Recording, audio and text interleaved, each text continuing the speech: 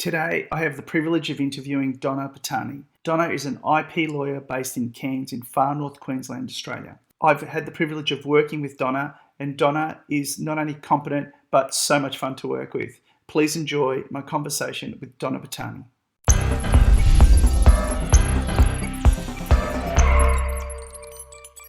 And I thought God doesn't want me to do this, doesn't want this podcast to exist. Anyway, I solved it, which kind of is a good segue into that we do. So welcome to the podcast, Donna. Thanks for having me. Thank you for doing this, and you seem you've survived Jasper, so that's wonderful. Why don't we tell us about that, and then I'll get you to introduce yourself. Just tell us as a far north Queenslander what's been happening for you over the last week or so. And it a little bit depends on where in far north Queensland you are, and perhaps if you're watching social media or the news. My place personally wasn't impacted either time. We do have a seasonal creek out the back of the property, which is usually just full of leaves, dried leaves. It trickled for a bit during the cyclone and then absolutely raged this week when we had all the flooding, but has subsided. There's 2 water basins near my place and my mum's place that was full, with quite expectedly dudes and their dogs having a good time in the water. Most of that has now subsided, but there's quite a few people displaced. So their houses were flooded in some of the suburbs, like Placid, Holloways Beach. So there's a bit of couch surfing going on for those people. The community is really good. There's groups set up on Facebook for people to bring in donations of food or clothing, people offering to help, squeegee out mud and those kinds of things. So we've very quickly switched on to fix it sort of mode, and that's happening. I've never seen the airport flood before like that. So the airport, all but the runway and the terminals, was underwater, which is very unusual, but it's back operational today as well. So fantastic. All right, we'll put your Donna Patane hat on now and tell us, who are you? Introduce yourself to the audience of 4 that are probably listening to this right now. mind you, you've got a chance to be the biggest one we've had, where we've had 36 listeners. So there's your hurdle. I'd let you know if you beat it. Yeah. One of my favorite podcasts refers to their crowd as just listener, like just listener. So hi, listener. My name is Donna Patane. My mum. My mum. Listeners. Okay, we've got 2. Awesome. So I'm Donna Patane. I'm based in Cairns, and I'm an IP lawyer, almost entirely by accident. So I finished high school, and when you finish high school, you go to university. So I've enrolled to do actually science and education in university, and then I got my OP score, which was your ATAR, and did all right. And then I got to the first week of science, and I was like, oh no, this is actually too detailed into science, and switched to something that sounded harder, but also where I could just be indoors and clean and perhaps wear fabulous shoes. So law it was. I hedged my bets by doing a double in psychology as well, which, despite what my husband might say, I do not use to manipulate. That's what came to mind for me, to be honest. And then I tried to go through the degree, finished. Halfway through my last year, I started doing interviews and got a job. So that was nice to have a job to go into before you even graduated. Started in that firm, and at that stage, you had to be an article clerk for 2 years. So I was an article clerk for my first year in insolvency, and it was awful. And by halfway through, I was Googling, I've made a mistake. How do I mid-year entry go back and do education? This is awful. Fortunately, I was too late for mid-year entry, so finished the year, and then the second year did it in commercial and property, which was vastly different. Just everyone's attitude is different. We're not fighting, we're doing deals. So that was much better. Once I got admitted, someone else had left the firm, and a trademark matter came in, so I took it and fixed it. There was a problem. And then the next one came in, and I took it and fixed that. And then sort of trickled in. I started getting involved in them and fixing things or getting things underway. And then decided it was probably a little bit sort of convenient timing, because as I was hitting sort of stride, so it tends to take sort of 5 years to hit stride in law, probably in any job. And by the time I was hitting that point, the startup ecosystem in Cairns was starting to build. So there were some organisations in Cairns providing support services to innovators and founders, and I got involved with them. And just organically, I started to get involved in advising on IP, understanding the broader types of IP, and understanding strategy around how you deal with those things.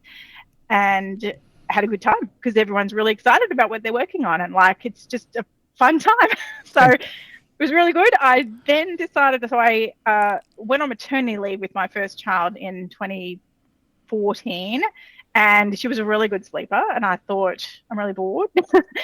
I might do some postgrad. So I rolled in UTS to do my postgrad study in IP law, largely to get registered as a trademarks attorney, but also just to skill up because there was no one locally to provide any sort of mentoring or supervision. I was a little bit winging it. Finished the subjects I needed to do 2 weeks before my second child was born, by which it was way too bananas to be doing anything external, just work and parent, and get through those early years when it's absolute bananas. And I had a third, which I say to many people is one too many, but anyway, and by the time sort of they got up to almost school or kindy age and you start to feel on top of your life again, the pandemic hit.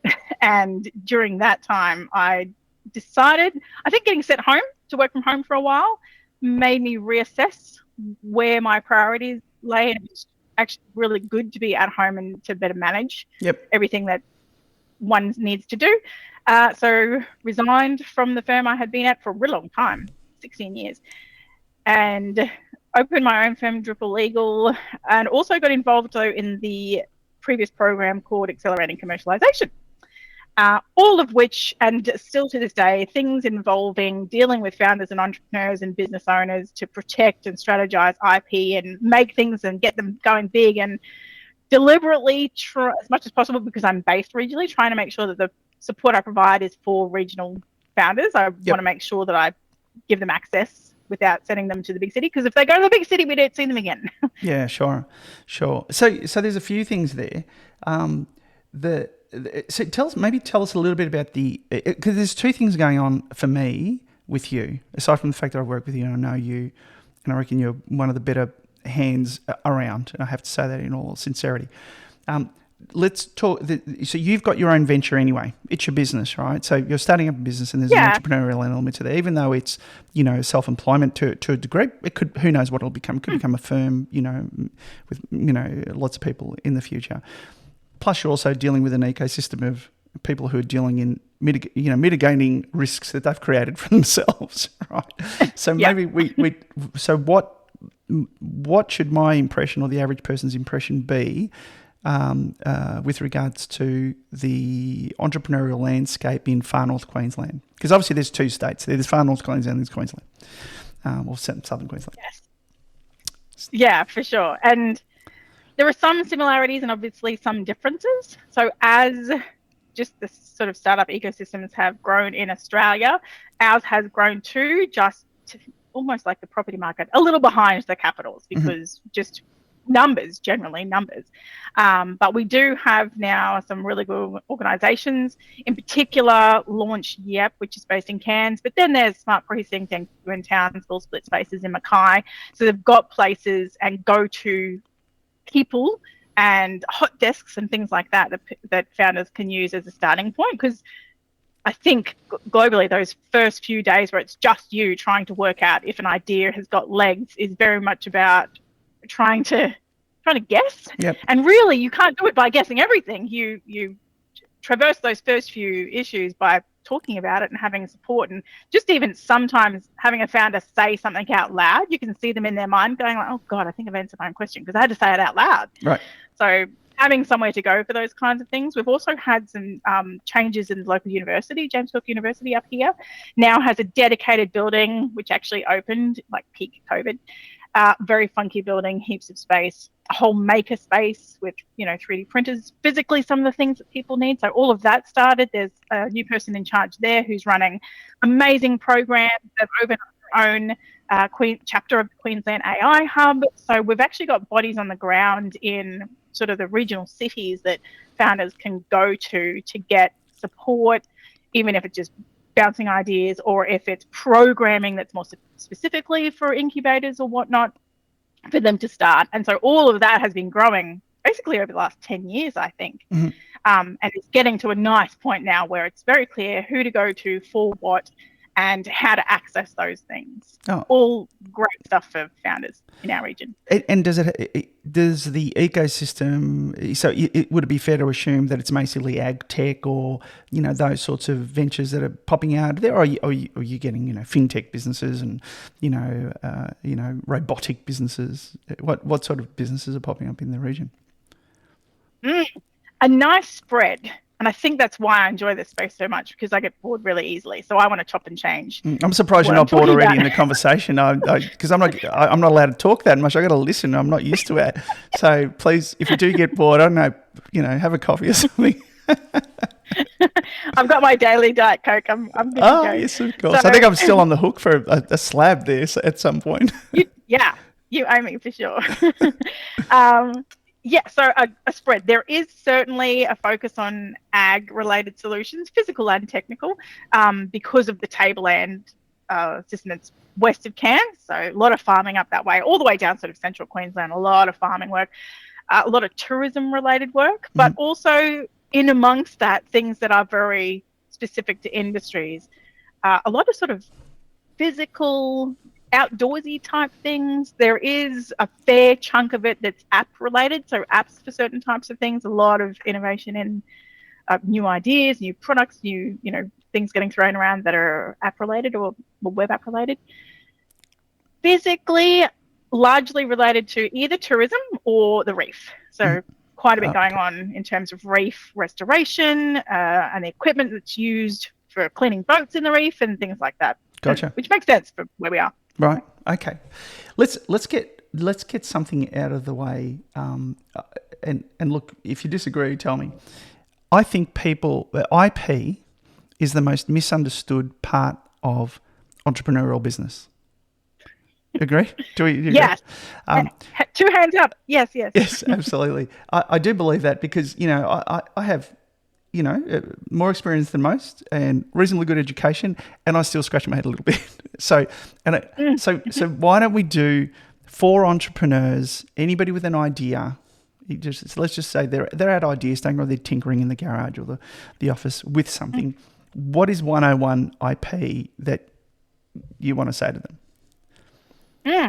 And it's probably handy to have this recorded, the regularity with which I have the same sort of... You can refer to this then. Okay. Yeah. I'll send them through the podcast.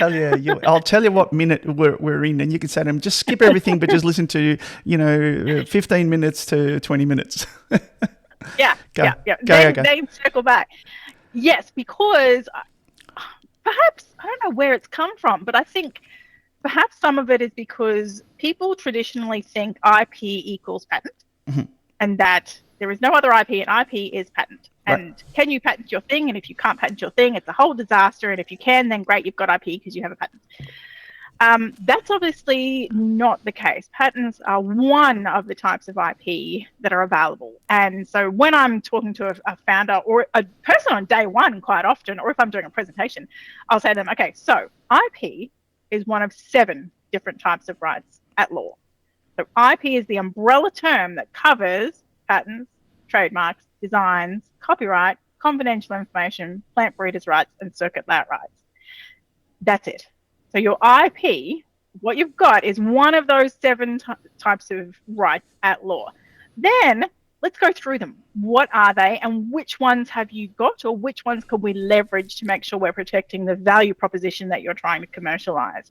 So typically a patent is for a physical widget. Usually there's been a fair bit of litigation recently about how we get computer methods and software to be patented. That's a whole other thing. Generally, a patent is for a physical widget. So if you have invented a mousetrap or a lawnmower or some physical element, perhaps a patent. A laser mousetrap? Yeah. I don't know if the fact is correct, but at some point someone said there's 4,500 different mousetraps in the patent register, which seems excessive. Anyway, so patents for physical items. I hope to be a mouse with everyone out to get you. Yeah. just die already. Yeah. Then there's trademarks. So I think it's a Spider-Man movie that says like everyone gets one. So I say to everyone gets one, and it's your trademark. So what is it that's your branding device or name or logo that you're using to identify your business in the marketplace? That's your trademark. And usually that then kicks off a whole rant about trademarks versus business names, but let's park that for now. Then there's designs. Designs is a registration system for something that looks unique, but perhaps doesn't necessarily have the complexity of an invention that might be suitable for a patent registration. So a design registration I've done in the past for a piece of fishing equipment. So because it was fairly sort of rudimentary in its movement, it still had a unique look, and the way that certain elements were on the unique look made it more effective. But a design registration is still kind of the poor cousin to patent registration because it often gets forgotten. But it's still a very useful option. It's a much easier and quicker process, so certainly one that should be considered. Then there's copyright. So copyright in Australia is automatic and free and will protect the material manifestation of an idea. So not necessarily the idea of a drawing of a fish, but when you actually put pen or pencil to paper and what that looks like. But it doesn't just cover traditional painted art. It also covers software, your user interface, choreography, films, music. So there's a lot in that space. Well, even an essay, I would imagine. You write an essay, it's your copyright. Yep. And you don't have to claim the circle or C with a circle around it, or under. Yeah, okay. No, automatic and free in Australia. I mean, I always tell people to do that anyway. Because it's a bit of a deterrent, because it says someone knows that they've got a right in this, and that's the name of the someone who will come for you if you take it. So while we're on it, let me just quickly ask you on that. There was something I bumped into called the Digital Millennium Copyright Act, the legal framework established to safeguard digital content. Where does that get picked up by, or have you not heard of it? So that's US legislation. So part of sort of supporting the different types of IP, in particular copyright and trademarks, there are processes such as that one, and through most social media sites, that you can use to report and have breaches of your IP taken down. So that's one of those, right? Which is a process or it's a requirement for sites that host user-generated content to have a process for the owner of something that's protected by IP to report it, to have it taken down. Right. So I pick up one of your essays. YouTube. You've written some content. I make it my own. I put my own name on it. I put it up on wherever, and they go, and then trigger. Yeah. Actually, my lawyer brain has been going slightly crazy the last few days because everyone's just screenshotting all of the flood pictures. They're all just getting screenshotted and shared, and there's no attribution. There's just blatant copying. Right. Though I did see one photographer obviously was aware of the issue and had put a watermark on her photos, and her photos are like these phenomenal drone pictures of like the airport and surrounding areas. Like there are amazing photos, which is why I think people want to share them, but that people should be using the organic sharing methods through Facebook and Instagram, like the share button, so that the source goes with the photograph as opposed to shotting the screen. But every time you do a screenshot on your phone, you've now made a copy of something that's probably protected by copyright. Right. So technically they could go through and report all of those that have screenshots because they're unauthorized copy. Yeah, but I guess if they're trying to do it for commercial gain or for their and to a certain extent, I suppose, because particularly the one that's got the watermark on it, everyone who's seeing that can see the watermark and know who's created the photo. Right. Yeah. Technically, anyway, that was a whole other thing that over the last few days I've been like, oh God, we're just going absolutely bananas with the copyright infringement. Yep. Okay. So that's patents, designs, trademarks, copyright. Then there's confidential information, which is, look, technically not property, but let's not get into that. Is that trade secrets? Where trade secrets fits? My process, not telling anybody how I butter my bread. Yeah. And for those in AI, your data set. If you've created your own data set that AI is training off, that's probably your trade secrets. If you've got a secret method for how to make a thing or cook a thing or whatnot, your KFC, 11 Herbs and Spices, I don't know what's in this Diet Coke, but I absolutely love it. All that's trade secrets. One of the benefits of trade secrets is you control it by good contracting and access. Prevention is better than cure. You can't put the toothpaste back in the toothpaste tube after you squeeze it out. But if you do that well, your secret can last forever. So it's not like some of the other types of IP where they can expire. So really valuable one that sometimes gets forgotten. Then plant breeders' rights for new and stable varieties of plants. So there's a bit of that on the tablelands for different. Oh, that's a separate category. Oh, is that under trade secrets as well? That's under trade. No, so that's the next category. Yeah, okay. And it's a registrable right as well because there's a full process of verifying that your new variety is stable. And I think I saw a movie on this, where Monsanto or something, where some genetically modified wheat or some sort of grain blew off into another field, and then inadvertently got picked up, and then they took the farmer to court because he unknowingly, like, wow, Jesus, how tricky is that? So plant breeders' rights, I always put on the other hand. So the 5 main ones on patents, trademarks, designs, copyright, confidential information. And then on the other hand, the even lesser known cousins, the plant breeders' rights, and then circuit layout rights for how a computer chip looks, where you've laid out the different parts of the circuit. So not a whole lot of activity with those. Sure. Which is why I usually mention them, and then we talk about the others because they're more common. So look, I've got to ask you. So I reckon there's still an elephant in the room on this because I bump into this conversation all the time. Where does an idea sit? So an idea, so there's furniture of the brain. So there's knowledge that I've got because I do things. That's one area which I think people confuse with IP. And then I've got this amazing idea for our thing. My girlfriend has got this thing, which I think is my husband. It's ludicrous. It's ludicrous. I love it dearly, but it's insane. She considers it her thing.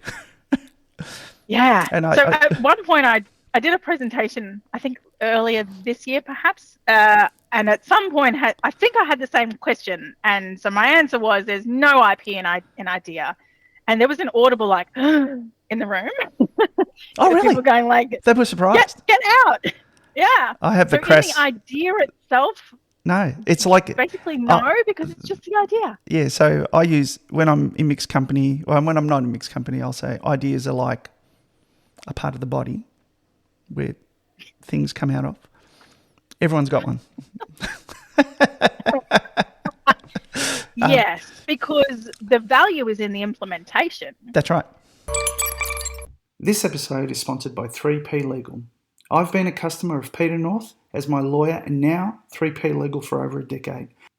Peter and his team are friendly and approachable, which takes the stress out of having to navigate the complexities of legal business matters. Whether starting a business, buying or selling a business, handling contracts or estate planning, their personalised attention and quality of work is second to none. Find Peter and his team at www.3pcorp.com.au or email pnorth@3plegal.com.au if you need commercial or personal legal services, particularly if you're a startup. And how do you implement? And that's where the detail and the actual material elements come about, and that can occur in many different ways because an idea can be implemented in many different ways and by many different people, and not all of those will be successful. In fact, most of them won't be. Probably the best example of sort of where that line might be was some litigation from the UK years ago now, so I'm probably rusty on the details, but in relation to what's the TV show? American Idol. It wasn't American Idol. UK Idol, and there was another show that was very similar to that. Anyway, so the creator of one of the shows had gone to pitch it to a production company and had not just, I've got an idea for a show where we get randoms to come up and sing and then we vote. That's just an idea. There's so much missing. It can't be implemented immediately. Whereas this one was fully thought out, all of the details and the steps and the types of people and the processes, were set out in sort of enough detail to be capable of immediate implementation. Right. So it was no longer an idea, it was a plan, sort of. And that had ticked over into, no, there is something there that can be protected and you guys need to be stopped from using the plan, not the idea. So it's not until you really tick over into full detailed plan that can be implemented that I think probably your first rung then is it's confidential information before it turns into something beyond that. But until it's been developed that much and it's purely idea stage, like when people throw around ideas, at the dinner table or whatnot, there's no IP in it. No, that's right. So somebody can leave the dinner table, go off and do it, and you haven't got a leg to stand on, sort of thing. There is so the furniture of the mind piece. So, which is another thing that I bumped into occasionally, where people want to understand, and I'm not the guy to really give them too much. I might give them a bit of a rough idea, but I think you'd be a better place to do it. So they say, okay, I worked for Schnerdbergler and I know how to butter bread because I worked for Schnerdbergler. I left just with the clothes on my back and, the keys to my car. I go home and I write out how to butter bread, and now I go to my new employer and I can butter bread. Where does that fit within how do you look at that as an IP lawyer? Yeah, typically with a friend who's an employment lawyer, because it's a matter of there'll be things that you've learned in how to do your trade or how to be a lawyer or whatnot. And once you leave an employer, there's a certain amount of that. So generally the law will say you can't be prevented from implementing the trade that you know. So if you know how to build houses, you can go build houses. Sure, that's just the trade you have learned. But it's in bringing over too much of the detail or what might be trade secrets or confidential information of the employer that I think gets into trouble land. Mm-hmm.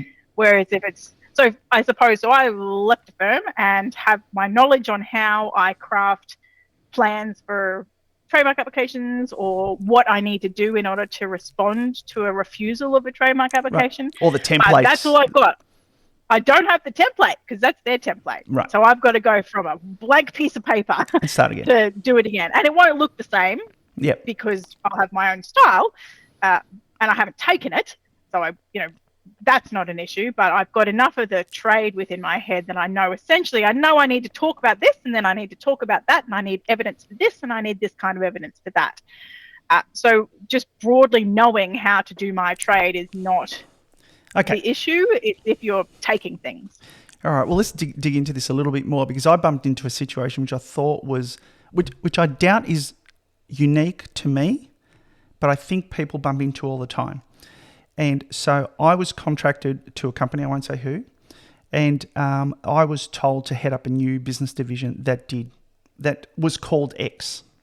It was sorry, Elon, not your ex, my ex, and not my XX. You're welcome to my XX. Okay, it's called Y. Let's call it Y. That's right. It's the name of one of his kids, I think. So it is too. Yeah. So I was told. We want you to go and set up this, we've registered this domain name and, it's clear what this does. And we want you to go and do this particular type of business and say, and I looked at that particular type of business and I thought that is never going to work. Completely never going to work. So even though the name implies go that way, I came up with a completely different thing in a completely different way to do a business that had used some of the technology that they wanted to use, which was not ours. And I went in a different direction. I told them that's what I wanted to do, but they wanted me to do this. So they were paying me to do the first thing, and I convinced them that that's not a good idea. I've come up with a new, innovative way to solve a problem that nobody knew or never really thought about. And it became, I said it's going to take 5 years. We took about 6 months building it. I used the resources of the business to build it, but and I was a contractor and I was on a handshake for 20% of the take, right? They said, if this flies, 20% of the take. Didn't get it on paper. So you can imagine how that turned out. And so the business started and slowly, now it does $250,000 in gross profit per month and growing. Right? Yeah, wow. Yeah. So, and they paid out the 20% over 12 months back then, which was a trivial amount of money, but the business did. And I had said it would go for 5 years. How would you treat it? So there's a novel idea that's been implemented outside the scope of my work. So if you tell me to go and dig those holes, I'll dig those holes. You can tell me to go and manage that business and set up that business this way. You're going to sell sandwiches and you're going to butter bread. I go off and do that. Well, I'm just doing my job. You pay me for my job. But they didn't pay me for my job. I did something different because the ultimate outcome is make a profit for the business using the technology that we've got at hand.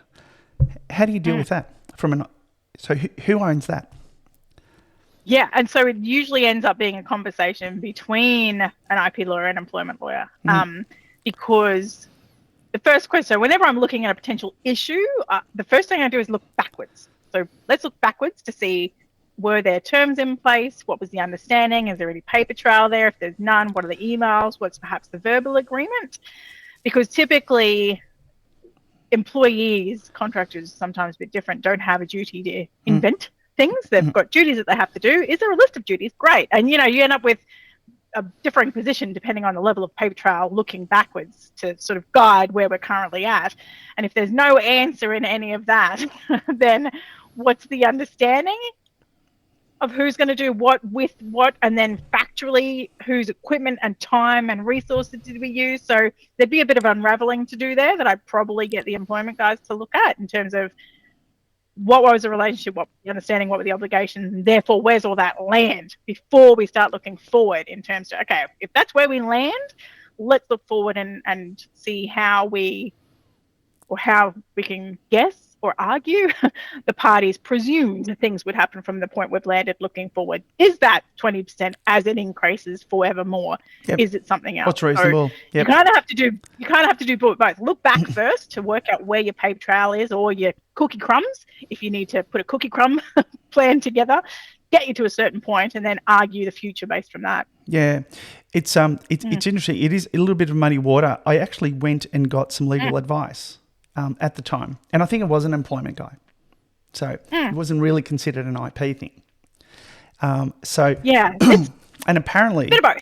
Apparently, and you might find this interesting, that there was some historical precedent on this. So apparently there was, retread tires.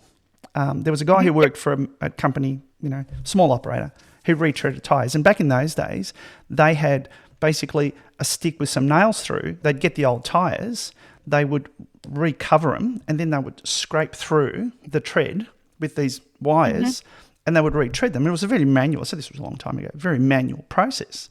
So this guy's gone to his employer and he said, can I come over on the weekend? I'm a bit of an engineer. I want to tinker up something. I can produce 100 tyres a day, by hand, but I reckon I can build a machine that can do X. So he's come back and he's made this machine, and I don't know, say it was double or triple what they could produce. Yep. So the employee said, oh, this is fantastic. So he's gone off and patented what he did to set up a business that can sell the machine. And the employer went, whoa, this is mine. You use my equipment, and he lost. So the way, apparently, and you probably do your own research if you ever can be bothered, was that the law looked at it, or the judge looked at it from the perspective, well, you get paid to retread tires. You don't get paid to innovate. The payment that you get is pretty clear, and it's kind of touching on what you said. What was the understanding?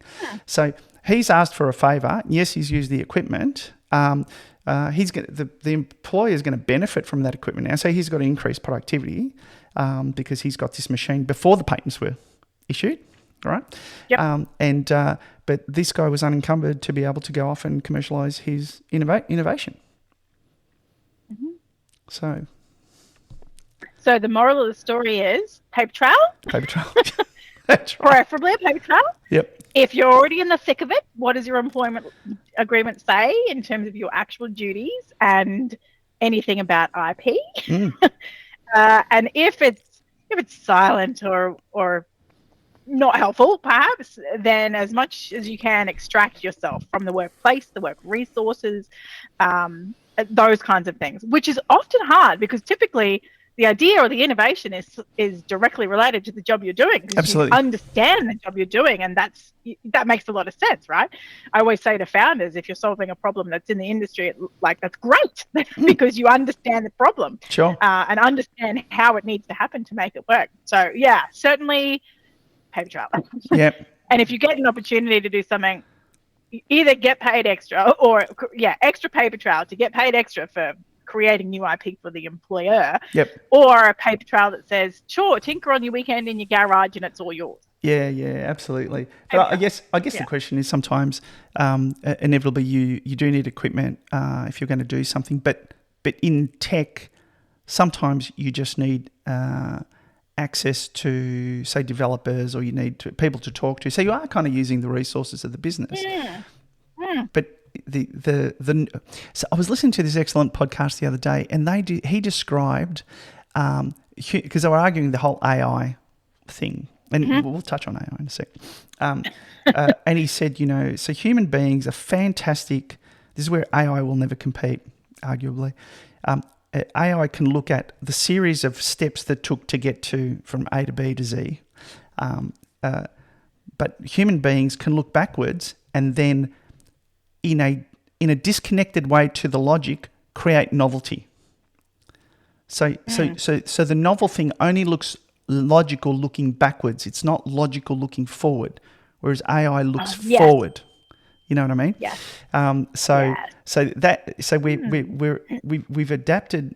Humanity has adapted its thinking to be able to stumble on new ways of doing things that didn't look sensible, that didn't look logical. But when you look at it retrospectively, you think, oh yeah, I see how you got there. Yeah. This is actually a fair chunk of sort of patent law and litigation, because in order to qualify as inventive, it needs to be essentially a non-logical leap beyond existing technology. And yes, looking forward, your mind is blown, but by the time a court is looking at it and looking backward, it's hindsight is 2020, right? Of course. And it's hard to imagine that you didn't know the outcome already, and put yourself sort of back at that time frame. Yeah, absolutely.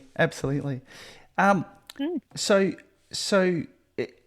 from an entrepreneurial point of view, I guess, I can assume what you're doing with regards to your own business. But what are the average entrepreneur? Obviously, the logical, the obvious question is, when do they come to see you? But also, because there's a cost involved, and the entrepreneur, particularly in that early stage, it's kind of, you're damned if you don't get in early. It's better to get in early, but it's going to cost you. But if you get in too late, it's going to cost you even more. So yes, and none of us have a crystal ball to check of what's going to happen and how and when. Yep. So part of the reason that I started my firm was to make sure that kind of advice is approachable and affordable, because I'm aware of that issue, having dealt with founders for such a long time. What I really like to do is just touch base on as close as I can to day one. Mm-hmm. Quite often I have an idea pre-day one. Sometimes it's, year two, and it is what it is, because then we can have that discussion about what are the types of IP. Here's the 7 different types of IP. Based on what you're planning to do, I think there's probably going to be an opportunity for 1, 2, 3, or 4 of those types of IP. You don't need to do a whole lot about them immediately, but I really want to make sure that discussion puts sort of red flags in their mind, so they know that if it's possible that I'm going to have something that could be the subject of a registered patent or a registered design, the application has to be filed before we send the product into the market, before we make it available, before there's disclosure that sort of ruins that opportunity. Right. Because if the horse bolts, then there are some grace periods, but preferably you want to make sure that you get your applications filed before you open the gate. So that they're secured. And that doesn't mean do it now, because quite often you still got some tinkering to do. So at least we have a quick, just a initial consultation, run through the types of IP, flag that it might be possible that we need to register a patent or a design. If that's the case, make a note to circle back when the product's basically complete but hasn't yet been made available to the market. And then the others, plan for later. So plan for later to do the trademark, plan for later to do contract terms that deal with the IP, or user terms for a lot of the apps and your EULAs for software and those kinds of things. We know we need to do it. We definitely don't need to do it on day one. So I kind of give them a now, later, next sort of set of instructions, so they know they've had a discussion. They know when the trigger points are. They need to circle back, and usually by then they've got either capital raised or there's a change in the financials that makes that more possible. Sure. And I think what occurs to me is that immediately it creates at least a paragraph under IP in your in your IM or your business plan, right? So when the investor, the prospective investor says, "Hey, have you thought about this?" Well, suddenly you're full bottle, and so we've got advice on this. We're pretty clear about what our pathway is on our IP, blah blah blah blah blah. Yeah, here it is, and then so they go tick. Yeah. And you don't just say, "Yeah, we're going to get a patent."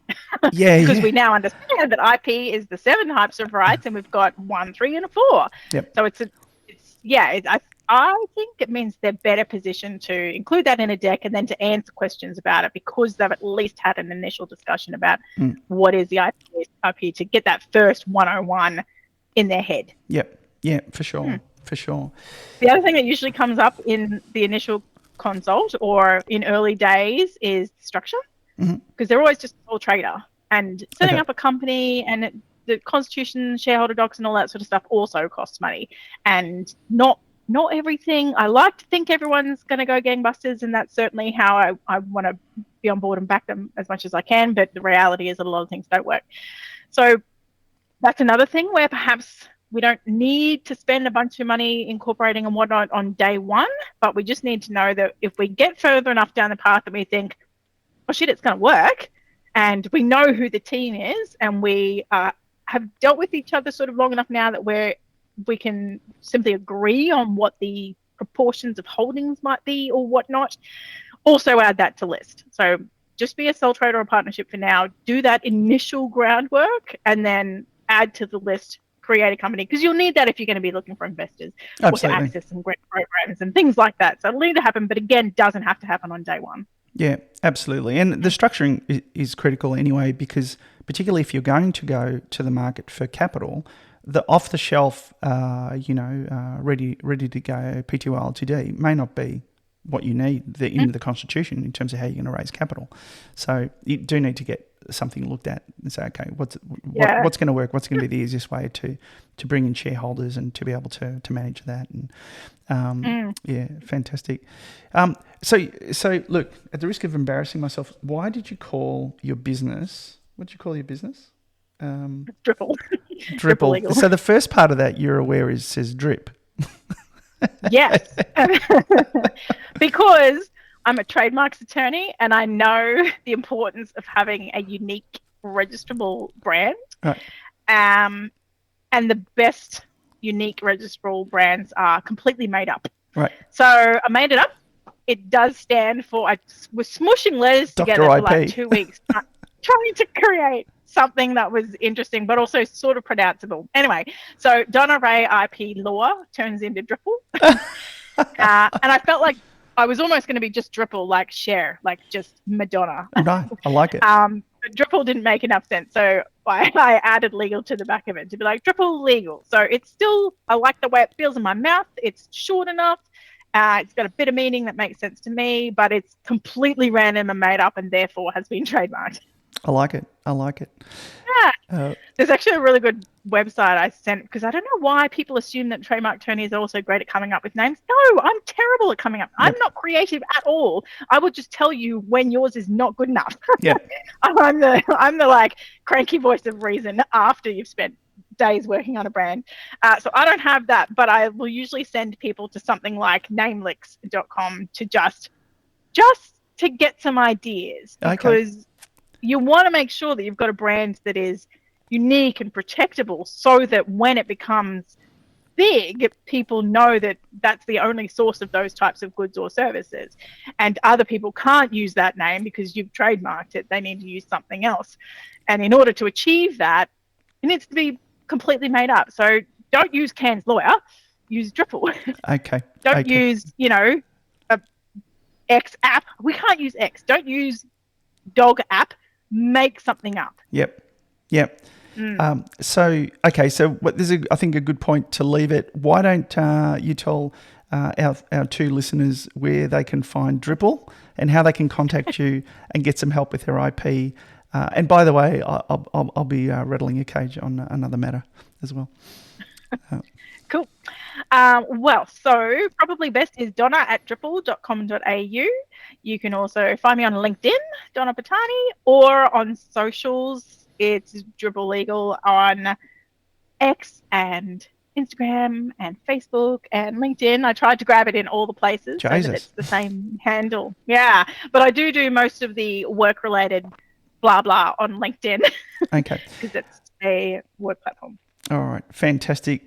Donna, absolute pleasure. Thank you so much for doing this today. You're going to be the last post before Christmas, so I want to get this done before the end of the week and posted. Thank you, and have a Merry Christmas and a wonderful 2004. I know you've got some special things happening there, and don't be a stranger. Of course not. Thanks for having me. Now, people have something to escape to when they're at the in-laws for Christmas. Absolutely. Okay, I'll cut that off there. Oh, thanks, Peter. That was fantastic. That was exactly as I expected. That was really, really good. I really appreciate it. Cool. So I'll get that edited and spliced together with all the bits and bobs. I'll flick you a link to it. I'll put it up on Facebook. On LinkedIn. I think I can @ you on the thing so you can see it. It's Yeah, there, but I think you can add triple two. Yeah. Okay. So has that got its own Facebook? LinkedIn page. Okay. On all of them. Yeah. Okay. No worries. At triple legal. Yeah. Okay. All right. Take care. Stay safe. Stay dry and stay cool, I guess, because it's hot up there and it's cool down here. I'm running 2 air cons at the moment. I've got solar on the roof. I could see your books. You've got a ceiling fan going there because your books are flashing on and off. So I figured there's a ceiling fan somewhere. Oh yeah, that too. Yeah. I thought, what? Hang on, I've got to show you my sound absorption on the floor. Oh, God. I threw a blanket and some pillows on the floor just because otherwise the sound gets very bouncy. Because it's all just tiles and walls. I get a little bit of echo in here. You reckon that'd work? I might try that too. You should just throw like a doona over the bench there or something. Yeah, okay. All right, might give it a crack. All right, mate. Take care. Talk soon. Cool, thank you. See you later. Ciao. Bye-bye.